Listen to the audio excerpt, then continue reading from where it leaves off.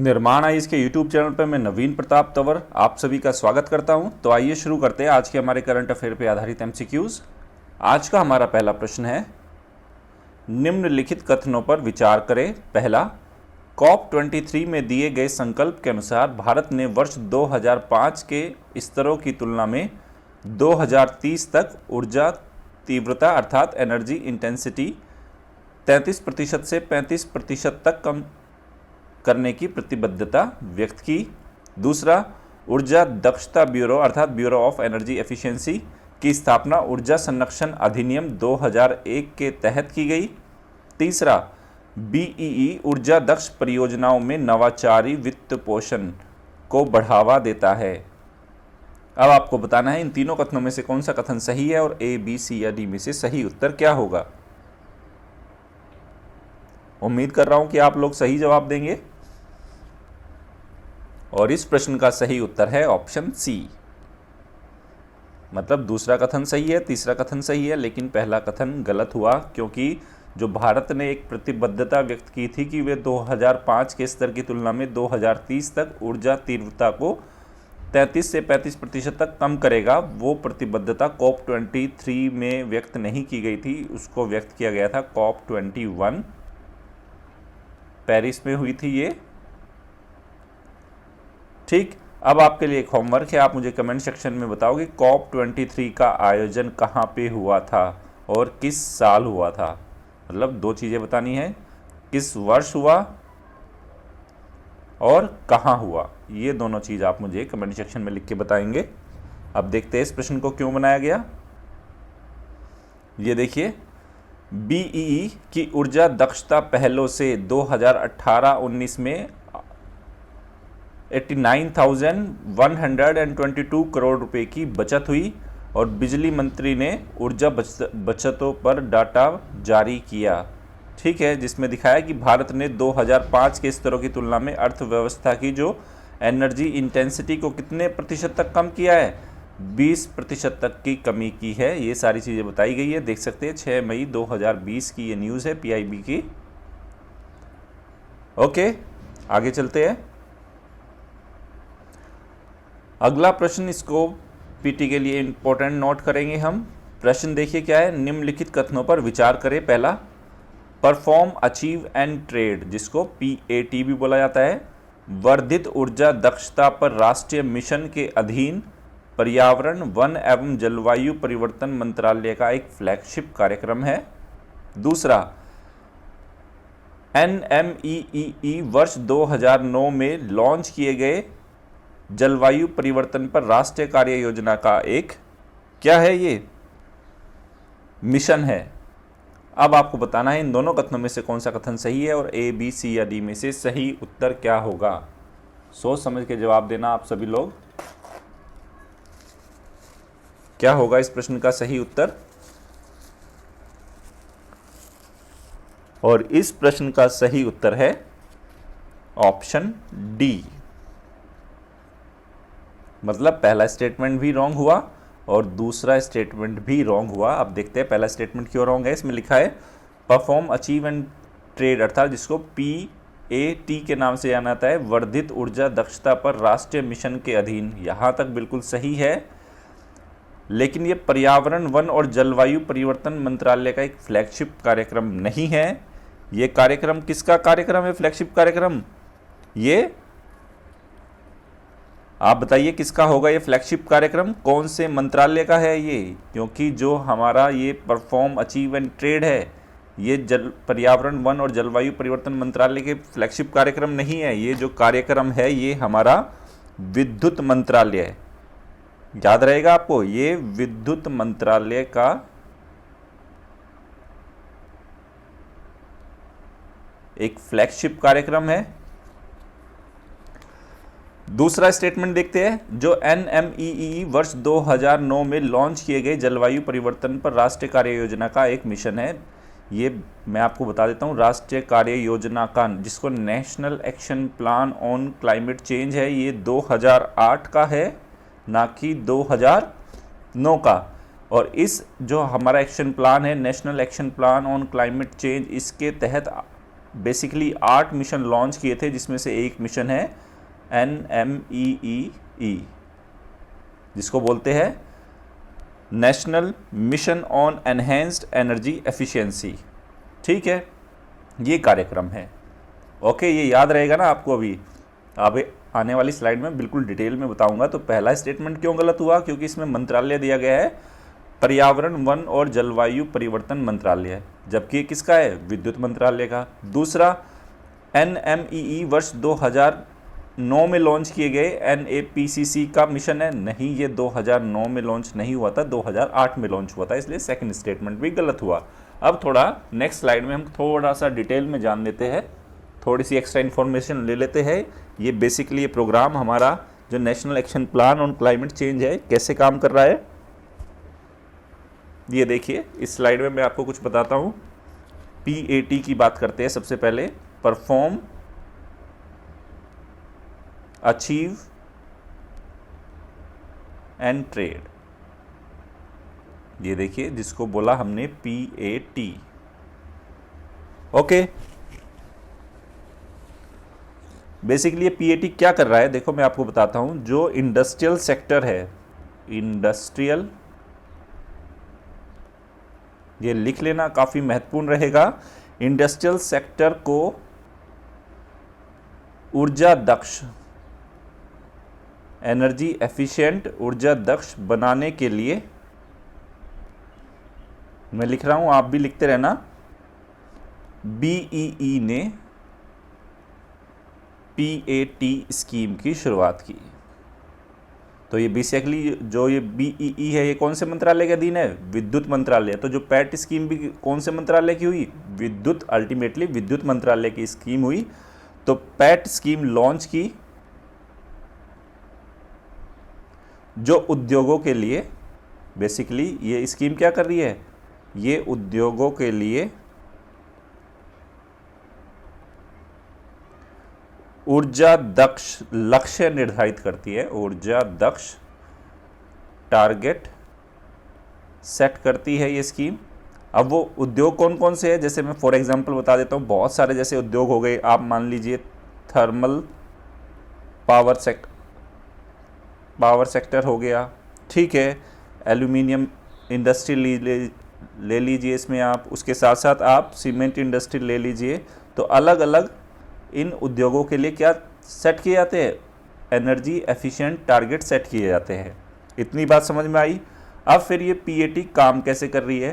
तो जो ये PAT है, इसमें ये मार्केट बेस्ड मैकेनिज्म है, ये बाजार आधारित इसमें मैकेनिज्म है, जिसमें क्या करेंगे, जिसमें क्षेत्रों को दक्षता के लक्ष्य दिए गए। सपोज करो ये थर्मल पावर सेक्टर है, इसको कुछ टारगेट सेट किए गए थे एनर्जी एफिशिएंसी के। एल्यूमिनियम इंडस्ट्री को, सीमेंट इंडस्ट्री को, इनको कोई टारगेट सेट दिए जाते हैं। और जोन सा भी उद्योग इस बाजार आधारित मैकेनिज्म में, जो भी उद्योग इन लक्ष्यों को जो दिए गए हैं, इन लक्ष्यों को क्या कर लेता है? अचीव कर लेता है।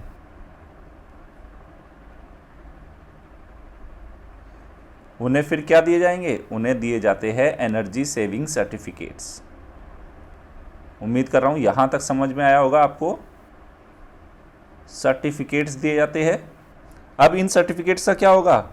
बेसिकली इन सर्टिफिकेट्स को क्या होते हैं? ये व्यापार योग्य होते हैं, ट्रेडेबल होते हैं।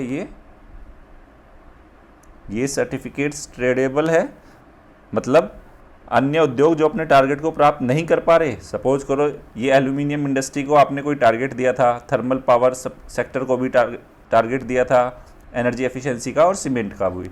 तो इसमें से जो थर्मल पावर सेक्टर है, ये अपने टारगेट को अचीव नहीं कर पाया। ये सीमेंट उद्योग भी अपने टारगेट को अचीव नहीं कर पाया, लेकिन एल्यूमिनियम इंडस्ट्री ने अपने टारगेट को क्या किया? अचीव कर लिया। तब इनको क्या मिल जाएगा? इस एल्यूमिनियम सेक्टर को एनर्जी सेविंग सर्टिफिकेट्स। तब ये क्या कर पाएगा? जो अपने इन एनर्जी सेविंग सर्टिफिकेट्स को उन इंडस्ट्रीज़ को क्या कर पाएगा? दे पाएगा जो अपने टारगेट्स को अचीव नहीं कर पाए। तब ये एल्यूमिनियम इंडस्ट्री इन टारगेट्स को किसको दे सकती है? थर्मल पावर सेक्टर को दे सकती है, सीमेंट इंडस्ट्री को दे सकती है। तो ये याद रखना, जो ये एनर्जी सेविंग सर्टिफिकेट्स है, ये ट्रेडेबल है, ठीक है। और इन सर्टिफिकेट्स का सबसे बड़ी बात होगी कि ये सर्टिफिकेट्स का मूल्य कौन निर्धारित करेगा। ये मूल्य बाजार द्वारा मूल्य निर्धारित करेगा इनका। ओके, तो फिर से एक बार जल्दी से बता देता हूँ। परफॉर्म, अचीव एंड ट्रेड कौन से मंत्रालय की है? ये विद्युत मंत्रालय की है। BEE ने इसको लॉन्च किया, किस लिए? जो हमारे अलग अलग इंडस्ट्रियल सेक्टर्स हैं उनके लिए एनर्जी एफिशिएंसी के हमने टारगेट सेट किए। Suppose thermal power sector, aluminium, cement. अब इसमें बाजार मैकेनिज्म पे आधारित पूरी स्कीम है। उद्योगों को टारगेट सेट किए गए, जिन्होंने अचीव कर लिया उनको एनर्जी सेविंग सर्टिफिकेट्स मिलेंगे। ट्रेडेबल होते हैं, मतलब जिसने ऊर्जा दक्षता को अधिक बेहतर तरीके से निभाया, अपने टारगेट को अचीव किया, उनको सर्टिफिकेट मिलेंगे। जिनको किनको बेच सकते हैं? जो अपने टारगेट्स को अचीव नहीं कर पाए। और बेसिकली इनका जो मूल्य है बाजार द्वारा निर्धारित होगा। उम्मीद करता हूँ ये सब आपको समझ में आया होगा। आगे चलते हैं। अब ये देखिए प्रश्न क्यों बनाया गया, पैट की बात क्यों की गई। सेम खबर है विद्युत मंत्रालय की, आप देख सकते हैं। BEE की ऊर्जा दक्षता पहलों से 2018-19 में 79,122 करोड़ रुपए की बचत हुई। और यहीं पे आप देख सकते हो, यहाँ पे perform, achieve and trade scheme का जिक्र किया गया है। स्टैंडर्ड एंड लेबलिंग प्रोग्राम का जिक्र किया गया है, इससे ऑलरेडी UPSC क्वेश्चन पूछ चुका है। उजाला प्रोग्राम पे क्वेश्चन पूछ चुका है। यहाँ पे PAT, इस पे क्वेश्चन बनने की संभावना है। और उसके साथ साथ नगर पालिका मांग पक्ष प्रबंधन कार्यक्रम है यहाँ पे एक, इस पे भी क्वेश्चन पूछा जा सकता है। ठीक है, आगे चलते हैं। ये देखिए बात की गई थी national action plan on climate change, कब आया था ये? हमारा 2008। ठीक है, बेसिकली इसमें क्या हुआ, देखो किसी भी अर्थव्यवस्था के लिए, पूरी दुनिया भर के लिए डेवलपमेंट, विकास, ये भी ज़रूरी है, लेकिन उसके साथ साथ क्लाइमेट भी ज़रूरी है। प्रकृति के साथ भी आप बहुत ज़्यादा छेड़खानी नहीं कर सकते, तब ऐसे में हमारा विकास भी प्रभावित ना हो और क्लाइमेट चेंज के हमारे ऑब्जेक्टिव्स भी अचीव हो। उन सबको ध्यान में रखते हुए 2008 में हमने national action plan on climate change लेके आया भारत। और इस प्लान में क्या किया गया था कि national action plan on climate change encompasses a range of measures, जिसमें बहुत सारे उपाय बताए गए कि किस तरह से हम क्लाइमेट चेंज के ऑब्जेक्टिव्स को अचीव करेंगे। डेवलपमेंट, हमारा विकास भी होता रहेगा और पर्यावरण के साथ भी बहुत ज़्यादा छेड़खानी नहीं होंगे। मतलब हम क्या करेंगे, एक संतुलित अप्रोच लेके चलेंगे, जिसमें national action plan on climate change में बताया गया कि वो हमने 8 मिशन लॉन्च किए हैं इसके लिए। वो मिशन कौन से है? नेशनल सोलर मिशन है, national mission for enhanced energy efficiency, जिस पे अभी मैंने national mission for enhanced energy efficiency ये पूछा ना मैंने आपसे अभी। ठीक है, तीसरा है national mission on sustainable habitat, सतत आवास पर, अधिवास पर। चौथा है नेशनल वाटर मिशन, जल पे एक मिशन है हमारा। National mission for sustaining the Himalayan ecosystem, जो हिमालय पारिस्थितिकी तंत्र को उसको सतत रूप से बनाए रखने के लिए भी एक हमने मिशन लॉन्च किया। ग्रीन इंडिया मिशन लॉन्च किया, इसके तहत हमने नेशनल मिशन फॉर सस्टेनेबल, देखो सतत कृषि के लिए एक मिशन लॉन्च किया गया। और national mission on strategic knowledge for climate change, मतलब जलवायु परिवर्तन के प्रति रणनीतिक ज्ञान के लिए भी हमने एक मिशन लॉन्च किया। तो बेसिकली NAPCC के तहत हमने 8 मिशन लॉन्च किए। ठीक है, आगे चलते हैं। अप्रोच क्या है? डेवलपमेंट भी है और क्लाइमेट के साथ भी बहुत ज़्यादा छेड़खानी ना हो, ये अप्रोच हमने इसमें अपनाई है। अगला प्रश्न देखिए, हाल ही में विशाखापत्तनम में हुए गैस रिसाव की घटना में निम्नलिखित कौन सी जहरीली गैस का रिसाव हुआ? Methane, styrene, phosphine and nitrogen dioxide. बताइए इस प्रश्न का सही उत्तर क्या होगा? उम्मीद करूंगा कि लगभग सारे बच्चे सही जवाब देंगे इस प्रश्न का। और इस प्रश्न का सही उत्तर है ऑप्शन बी, स्टायरीन गैस का रिसाव हुआ है। इसको STYRENE, ये स्टायरीन गैस है। अभी LG के एक पॉलीमर जो प्लांट है वहाँ पे एक गैस लीक हुई है। ठीक है, अब ये स्टायरीन गैस के बारे में मैं आपको बता देता हूँ यहीं पे कुछ खास बातें इसके बारे में। ये पहली बात, इसको अन्य नामों से भी जाना जाता है। किस नाम से? विनाइल बेंजीन, इस नाम से भी जाना जाता है, एथाइल बेंजीन। ठीक है, फेनाइल बेंजीन, ये इन सब नामों से इसको जाना जा रहा है, आदि नामों से जाना जाता है। और इसके साथ जो सबसे बड़ी बात है, ये एक रंगहीन और गंधहीन गैस है। ठीक है, रंगहीन मतलब कोई कलर नहीं है, और अगर ये लीक होती है तो इसकी कोई गंध भी इसमें नहीं आएगी। उसके साथ साथ जो इसके साथ जो जुड़ी हुई प्रॉब्लम है, ये एक न्यूरोटॉक्सिन ये गैस है, जहरीली गैस है। उसके साथ साथ इंसान को ब्रीदिंग में प्रॉब्लम होती है, इसके साथ साथ पेट से जुड़ी हुई समस्याएं इससे उत्पन्न होती है। अब देखते हैं इस प्रश्न को क्यों बनाया गया। ये देखिए, द हिंदू में प्रकाशित खबर है, विजाक गैस लीक क्लेम्स 11 लाइव, 11 लोग मर गए और 350 से ज़्यादा हॉस्पिटलाइज्ड हुए हैं। ठीक है, और ये एलजी के एक प्लांट में, एक एलजी पॉलीमर इंडिया के एक प्लांट में ये लीकेज हुआ है। ठीक है, टॉक्सिक किलर है, ये स्टायरीन गैस की बात की गई। यहाँ पे स्टायरीन गैस है, क्या क्या इसके मतलब सिम्टम्स है, क्या क्या स्वास्थ्य पर इसके दुष्प्रभाव है, वो सब यहाँ पे बताए गए हैं। तो बेसिकली हमारे लिए महत्वपूर्ण रहेगा इस गैस का नाम। ओके, और ये क्या इसकी प्रॉपर्टी है। आगे चलते हैं। अगला प्रश्न है, हाल ही में किस देश ने अपनी मुद्रा रियाल को पुनः मूल्यित अर्थात रिवैल्यूड एवं रीनेम्ड किया है। ऑप्शंस है, ये इराक है, इराक, सऊदी अरब, ईरान और कुवैत। आपके पास 4 सेकंड का समय है, बताइए सही उत्तर क्या होगा इसका।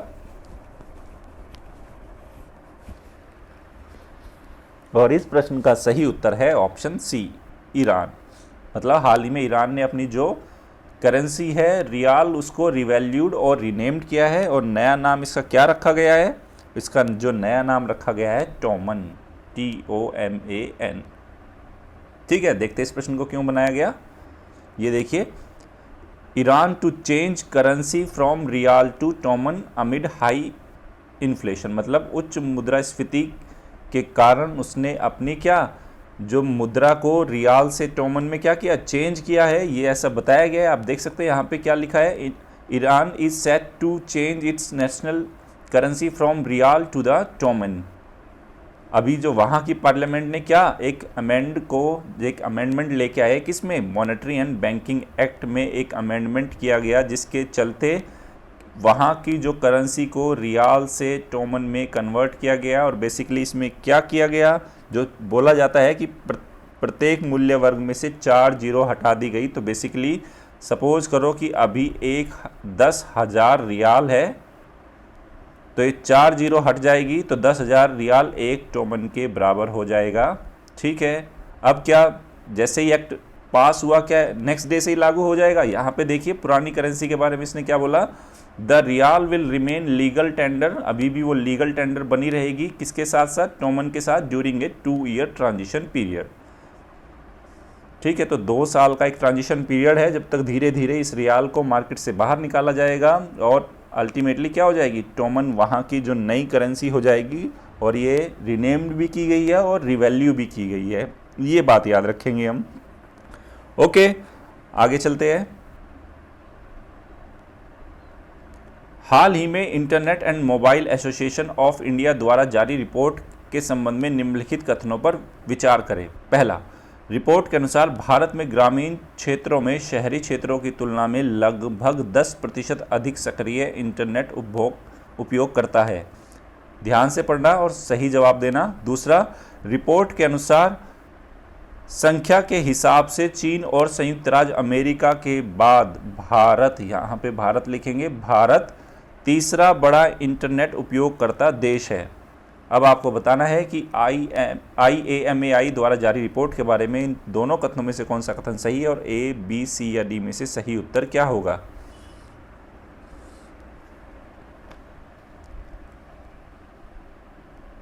और इस प्रश्न का सही उत्तर है ऑप्शन A, मतलब पहला कथन सही है और दूसरा कथन गलत है। पहला कथन सही क्योंकि पहली बार ऐसा हुआ ग्रामीण क्षेत्रों में शहरी क्षेत्रों की तुलना में 10% अधिक सक्रिय इंटरनेट उपयोग करता है। ये हमारे लिए फैक्ट याद रहेगा, महत्वपूर्ण रहेगा, याद रखना है ये हमें। दूसरा, रिपोर्ट के अनुसार संख्या के हिसाब से, मतलब अगर नंबर की बात करें चीन और संयुक्त राज्य अमेरिका के बाद भारत तीसरा बड़ा इंटरनेट उपयोगकर्ता देश है। नहीं, संख्या के हिसाब से अगर मैं कहूँ तो भारत तीसरा नहीं बल्कि दूसरा बड़ा उपयोगकर्ता देश है, दूसरा बड़ा। अगर नंबर की बात की जाए, सबसे ज़्यादा नंबर है चाइना में, वहाँ पे सक्रिय इंटरनेट उपयोग करता है 850 मिलियन, और इंडिया में ये कितना है, ये 503 मिलियन। ओके, आगे चलते हैं, क्यों बनाया गया इस प्रश्न को। ये देखिए, ये रिपोर्ट है, for the first time India has more rural net users than urban. ठीक है, आप देख सकते हैं, for the first time India has more internet users in rural area than in urban. एक रिपोर्ट, जो लेटेस्ट रिपोर्ट है by the Internet and Mobile Association of India द्वारा एंड नीलसन के द्वारा इस रिपोर्ट को जारी किया गया, जिसमें बताया गया कि रूरल इंडिया में कितने हैं, 227 मिलियन एक्टिव इंटरनेट यूज़र है, जो कि 10% ज़्यादा है कहाँ से, अर्बन इंडिया से, जहाँ पे 205 मिलियन। तो कुल मिला के रूरल इंडिया में कितने इंटरनेट उपयोग करता है, 227 मिलियन, और अर्बन में कितना है, 205। ओके, आगे चलते हैं। ये देखिए, आप इस रिपोर्ट को देख सकते हैं, यहाँ पे India second largest after China, China के बाद सेकंड लार्जेस्ट है। रूरल इंडिया में कितना है, 227 मिलियन, अर्बन में है कितना, 205। तो कुल मिला के 10% अधिक हुए। यहाँ पे ये बताया गया है, उसके आप देख सकते हैं, ये देखिए, इंडिया है 503 मिलियन और चाइना है 850 मिलियन, ये ऑलरेडी मैं आपको बता चुका हूँ। उसके बाद जो एज डिस्ट्रीब्यूशन दिखाया गया है ओवरऑल आप देख सकते हैं। सबसे पहले जेंडर डिस्ट्रीब्यूशन देखिए, ये ग्रीन है, सी ग्रीन है, इसको मेल से दिखाया गया है, और ये लाइट येलो है, इसको फीमेल से दिखाया गया है। तो आप देख सकते हैं ओवरऑल इंडिया में देखा जाए अगर परसेंटेज की, तो 65% मेल यूज़ करते हैं इंटरनेट को और 35% फीमेल। फिर ये अर्बन में कैसा है, अर्बन में 60% मेल और 40% फीमेल, और अगर रूरल में देखा जाए तो 69% मेल और 31% फीमेल। तो आप देख सकते हैं इंटरनेट तक एक्सेस में जेंडर एक क्या है, एक डिस्ट्रीब्यूशन, एक जेंडर, एक गैप है। ये याद रखना, मेंस में कहीं कोट करने को मिले कर देंगे, चाहे वो एसए हो, चाहे जीएस पेपर 1 हो या 2 हो या 3 हो। ओके, फिर देखिए कौन से एज ग्रुप में कितने लोग इंटरनेट को इस्तेमाल कर रहे हैं इंडिया में। तो आप देख सकते हैं सबसे ज़्यादा परसेंटेज की अगर बात करें तो यहाँ पे देखिए 20 से 29 साल के एज ग्रुप में 34% यूज़र्स है। नज़र आ रहा है ना ये आपको, ये 34% 20 से 29 साल की उम्र के बीच है। उसके बाद आप देख सकते हैं 20% कौन यूज़ कर रहा है, 30 से 39%। और उसके बाद फिर देख सकते हैं 17% है, 14 है, 9 है और 6 है। ये आप इस इमेज को, इस डाटा को कहाँ कैसे यूज़ कर सकते हो, ये मेंस के टाइम में आपको पता चलेगा। अभी इसको नोट करके लिख लेना आप। आगे चलते हैं, अगला प्रश्न है, वेसक जो हाल ही में समाचारों में चर्चा में है। पहला, यह न्यू मून का दिन होता है जो बौद्ध धर्म को मानने वाले लोगों के लिए सबसे पवित्र दिन होता है। दूसरा, वेसक को संयुक्त राष्ट्र द्वारा वर्ष 1995 से मनाया जाता है। अब आपको बताना है कि वेसक के बारे में ए, बी, सी या डी में से सही उत्तर क्या होगा। और इस प्रश्न का सही उत्तर है ऑप्शन डी। पहला स्टेटमेंट गलत और दूसरा स्टेटमेंट भी क्या हुआ, गलत हुआ। पहला स्टेटमेंट क्यों गलत हुआ, इस पे लिखा है न्यू मून का दिन होता है, जबकि ये फुल मून का डे होता है, फुल मून। तो फुल मून क्या होता है, जैसे कि आपको पता होगा फुल मून के दिन क्या होता है, सन और मून के बीच में क्या आ जाती है, अर्थ आ जाती है, ये आपका फुल मून हुआ। और फिर न्यू मून क्या हुआ, फिर जो उसके अंदर सन और अर्थ के बीच में क्या आता है, मून आता है, इसको बोलते हैं न्यू मून।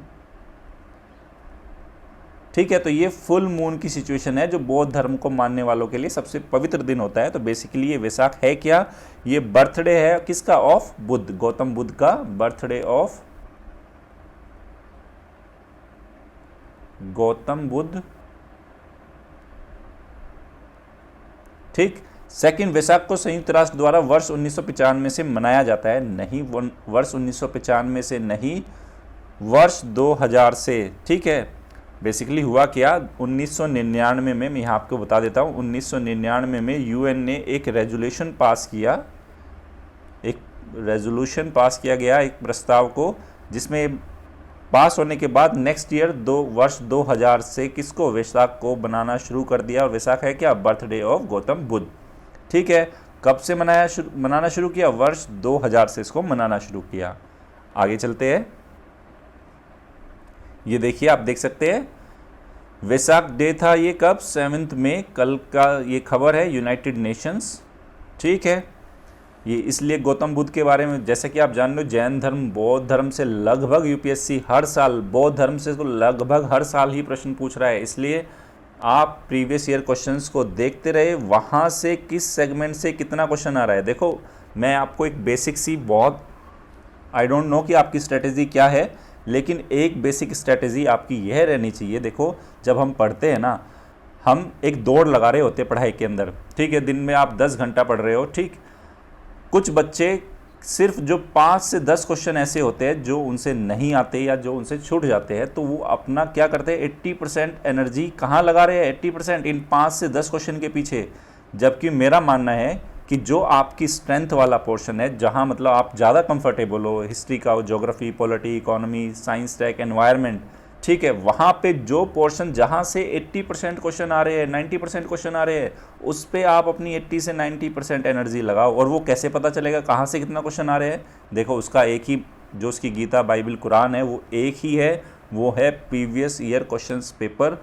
हर एक स्टूडेंट को एग्ज़ाम से पहले लगा के जाने चाहिए।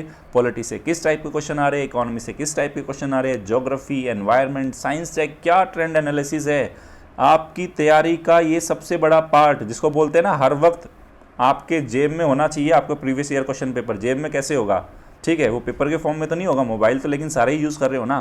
तो हर वक्त आपको पता होना चाहिए कि बेसिकली 2000 से लेके कम से कम 2019 तक, ठीक है, तो आप देखोगे 2000 से 2014 तक एक अलग ट्रेंड था, और 2014 के बाद यूपीएससी ने एक नया ट्रेंड पकड़ा है, और उसमें भी 2017 के बाद उसने नए मूव लिए हैं। तो ये आपकी ड्यूटी बनती है कि आप पकड़ो उन सारी चीज़ों को, किस तरह से यूपीएससी चेंज कर रहा है क्वेश्चन, किस तरह से लेवल ऊपर नीचे लेके आ रहा है, ये आपका ही काम है। और 80 से 90% एनर्जी वहाँ लगाओ जो जहाँ से 80 से 90% क्वेश्चन आ रहा है। 5-10 क्वेश्चन ऐसे होंगे जहाँ वो किसी की रेंज में नहीं होते, कुछ आपके फ्रेंड सर्किल में होते होंगे, कुछ बच्चे कर लेते हैं, लेकिन ये एग्ज़ाम ओवरऑल क्या है, प्रीलिम्स आपका स्क्रीनिंग एग्ज़ाम है, इसके मार्क्स ऐड नहीं होने जा रहे, बस इसको पास करना है, लेकिन पास ऐसे मार्जिन से करना है। देखो मैं अपनी स्ट्रेटेजी बताता हूँ। बेसिकली मैं क्या करता था, सपोज़ करो मुझे पता चल गया कि ये मार्केट में इस साल 110 कट ऑफ जा रही है, हमें करना क्या है, नेक्स्ट ईयर जब तैयारी करोगे तो ये मत सोचना कि वो 110 के हिसाब से कर रहे हो। आपका जो भी तैयारी हो, कम से कम 10 मार्क्स अबव का आपको स्टैंडर्ड मेंटेन करना है। सपोज़ करो नेक्स्ट ईयर 105 की कट ऑफ, मतलब 2020 में 105 की कट ऑफ लग रही है, सब बोल रहे हैं, ठीक है, तो आपका इतना वो कवरेज होना चाहिए, आपकी इतनी स्ट्रेंथ होनी चाहिए कि आप जब पीटी दे के आओ तो कम से कम 115 नंबर आपकी जेब में हो। क्योंकि अगर वो कट ऑफ 5 से 7 नंबर ऊपर नीचे जाती है, इतना ज़्यादा फ़र्क नहीं होता। जिस बच्चे के 115 मार्क्स होंगे ना, वो डेफिनेटली पीटी के उसी दिन रात को पीटी का बिल्कुल जो मटेरियल अलग करेगा और मेंस का लेके बैठ सकता है। जो बॉर्डर पे रहेगा 105 पे ही, 107 है, ठीक है, या 103 है, 107 वाला इस डर में रहेगा यार पता नहीं 2 क्वेश्चन मेरे गलत ना हो जाए, पता नहीं मैं उस कट ऑफ को पार कर भी पाऊंगा या नहीं। 103 वाले को भी ये लग रहा है पता नहीं मेरा कोई 1-2 क्वेश्चन ठीक होगा या नहीं, 105 से हो सकता है नीचे आ जाए, मार्केट में जो प्रेडिक्शन लगाई जा रही है वो ना हो। तो बेसिकली वो 45 दिन आपके ख़राब हो गए और यहीं आप दौड़ से बाहर हो गए। ये सीधा सा फॉर्मूला है। देखो जिसने पीटी के दिन पढ़ाई शुरू कर दी, पीटी दिया, पढ़ाई शुरू कर दिया, वो मेंस के उतना ही करीब है। आप जितना दूर उससे हो उतना ही आपका, सिर्फ ये पीटी पास हो रहा है, मेंस पास नहीं हो रहा। आप बार बार उस चीज़ का बर्डन मत लेना, इसलिए अपनी तैयारी को इतनी मजबूत रखनी है ना। 10 नंबर मार्केट की कट ऑफ से ज़्यादा है आपकी पॉकेट में, बस बात ख़त्म, उसी रात मेंस की तैयारी करने बैठ जाएंगे। ठीक है, आगे चलते हैं। अगला प्रश्न है, निम्नलिखित कथनों पर विचार करें। पहला, हाल ही में भारत ने आयुष दवाओं अश्वगंधा, गुडुचि और यशिति मधु पर कोविड-19 के लिए चूहों पर ट्रायल शुरू किए हैं। दूसरा, आयुर्वेदिक है, ये आयुर्वेदिक दवा जिंगीविर पर भारत ने कोविड-19 के लिए ट्रायल चल रहे हैं। अब आपको बताना है इन दोनों कथनों में से कौन सा कथन सही है और ए, बी, सी या डी में से सही उत्तर क्या होगा। सोच समझ के जवाब देना आप इस प्रश्न का। और इस प्रश्न का सही उत्तर है option B. Plus second statement correct है, फर्स्ट रॉन्ग है। पहला रॉन्ग क्यों है? क्योंकि आयुष दवाओं अश्वगंधा, गुडुचि और यशस्वी मधु पर ट्रायल तो चल रहे हैं लेकिन वो चूहों पर नहीं चल रहे हैं। ये मानव पे ही, ये आयुर्वेदिक दवाई है, मानव ट्रायल चल रहे हैं, चूहों पे ट्रायल नहीं चल रहा। ठीक है। सेकंड, आयुर्वेदिक दवाई जिंजीविर पर भारत में कोविड-19 के लिए ट्रायल चल रहे हैं, बिल्कुल सही बात है, इस बात को ध्यान रखना। और जो ये ट्रायल चल रहे हैं ना, ये अश्वगंधा, गुडुचि और यशस्वी मधु पे, इसको कौन कंडक्ट करा रहा है? आयुष मंत्रालय प्लस आपका कौन? CSIR। देखते हैं इस प्रश्न को क्यों बनाया गया। ये देखिए, आयुष मंत्रालय है, खबर देखिए 7 मई की है। स्वास्थ्य और आयुष मंत्रियों ने कोविड-19 के उपचार से जुड़ी कुछ आयुष पद्धतियों के अंतर विषयी अध्ययन की औपचारिक शुरुआत की। और यहीं पे आप देख सकते हैं, यहाँ पे जो कुछ अध्ययन किए जा रहे हैं औपचारिक रूप से, किसके ऊपर आप देख सकते हैं, एक संयुक्त पहल है विज्ञान और औद्योगिक अनुसंधान परिषद के माध्यम से। ठीक है, मैंने बता दिया CSIR, बेसिकली इसमें आयुष मंत्रालय भी है, स्वास्थ्य परिवार कल्याण मंत्रालय भी है और डिपार्टमेंट ऑफ साइंस टेक्नोलॉजी की क्या है, ये विज्ञान और प्रौद्योगिकी मंत्रालय है कि संयुक्त पहल के रूप में। अब इसमें क्या कर रहे हैं, देखो यहाँ पे अध्ययन किया जा रहा है अश्वगंधा पर, यष्टि मधु पर और गुडुचि पीपली को मिलाकर एक हर्बल फॉर्मुलेशन, ठीक है, जिसको आयुष 64 का प्रभाव का आकलन किया जा रहा है। तो इन पे स्टडी की जा रही है कि क्या ये कोविड-19 से लड़ने में ये कितने सक्सेसफुल है, ये कितना इनके अंदर वो काम कर पा रही है, ये बात इसमें की जा रही है। ओके, तो इसमें अश्वगंधा के ऊपर भी ट्रायल किया जा रहा है, तो ये बात हम ध्यान रखेंगे, ये महत्वपूर्ण जानकारी रहेगी हमारे लिए। आगे चलते हैं। ये देखिए, हाल ही में मुस्तफ़ा अल कदमीही को निम्नलिखित किस देश का प्रधानमंत्री चुना गया?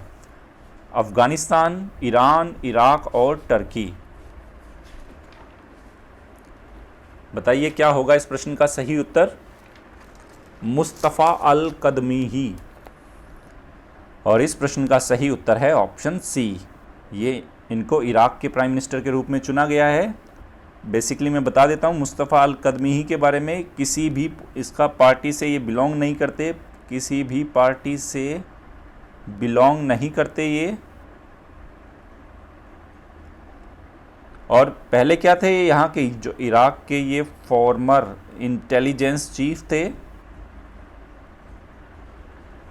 Farmer intelligence chief Mustafa al कदमीही, जिन्हें अप्रैल में इनको नॉमिनेट किया गया था। किसके लिए? PM के लिए नॉमिनेट किया गया।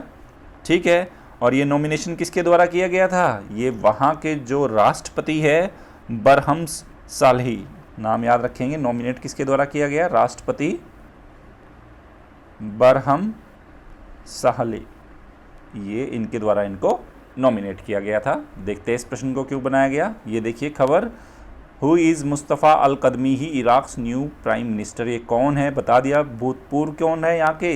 ये यहाँ के फॉर्मर इंटेलिजेंस चीफ रह चुके हैं, किसी भी पार्टी से इनका कोई लिंक नहीं है, नॉमिनेट किया गया था राष्ट्रपति बरहम साहली द्वारा। आगे चलते हैं। देखिए आज का हमारा अभ्यास प्रश्न क्या है, ध्यान से पढ़ना। कल वाले अभ्यास प्रश्न का आप सब ने 98% बच्चों ने गलत जवाब दिया। ध्यान से पढ़ो, मैं पूछ क्या रहा हूँ, इसलिए आज का प्रश्न भी ध्यान से पढ़ना।